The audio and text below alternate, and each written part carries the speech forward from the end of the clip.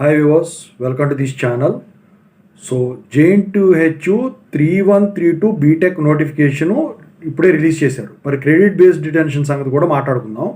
ముందుగా అయితే ఇంతవరకు ఈ ఛానల్ సబ్స్క్రైబ్ చేసుకొని వాళ్ళు ఎవరైనా ఉంటే సబ్స్క్రైబ్ చేసుకొని వీడియోని లైక్ చేసి షేర్ చేయండి. మీకు ఏమన్నా డౌట్స్ ఉన్నట్టయితే ఖచ్చితంగా అయితే కాల్ చేయండి, కాల్ మీ ఫోర్ ద్వారా. Telugu engineering education Telegram YouTube channel subscribe చేసుకుని JNT యూనివర్సిటీ అప్డేట్స్ ఛానల్ కూడా. ఇక ఇందులో నోటిఫికేషన్ సంగతి చెప్తాను, క్రెడిట్ బేస్డ్ డిటెన్షన్ సంగతి చెప్తాను, అటెండెన్స్ బేస్డ్ డిటెన్షన్ సంగతి కూడా చెప్తాను అనమాట. అయితే ముందుగా మాట్లాడుకుంటే ఈ రెగ్యులేషన్ వాళ్ళని పిలిచారంటే R22, R18, R16, R50 regulation వాళ్ళని పిలిచారు 3132లో.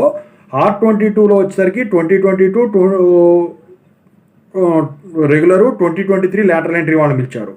R18 రెగ్యులేషన్ చూసుకుంటే 2018 నుంచి 2021 వరకు రెగ్యులర్ వాళ్ళని, 2019 నుంచి 2022 వరకు లాటరల్ ఎంట్రీ వాళ్ళని పిలిచారు. R16కి వచ్చేసరికి 2017 రెగ్యులర్ వాళ్ళని మాత్రం పిలిచారు.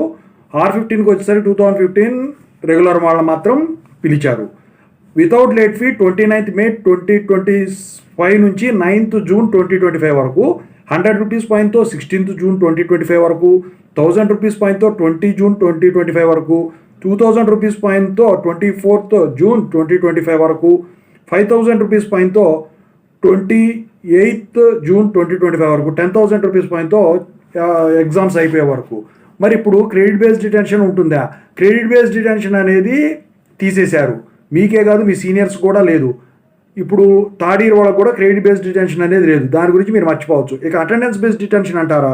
అది యూనివర్సిటీ వాళ్ళు తీస్తారు, కానీ మొత్తం కూడా మీ కాలేజ్ వాళ్ళ చేతిలోనే ఉంటుంది. 65 to 75 ఉంటే కాండినేషన్ కట్టాల్సి ఉంటుంది. 65 కన్నా తక్కువ ఉంటే కాండినేషన్ కూడా ఉండదు, డీటెయిల్ అయిపోతారు. కాకపోతే మనం మేనేజ్ చేయొచ్చు అంటే మీ కాలేజ్ వాళ్ళతో మాట్లాడుకొని మేనేజ్ చేసుకోవడానికి ఛాన్స్ ఉంటుంది. ఓకేనా? థర్డ్ ఇయర్కి సంబంధించిన ప్లేలిస్ట్, టిప్స్ వీడియోస్ ప్లేలిస్ట్ కూడా త్వరలో రాను. ఇప్పటికే ఒక CSEతో ఏదో పెట్టినట్టున్నాను, చూడండి. సెకండ్ ఇయర్ కూడా ఉన్నాయి. Thank you so much.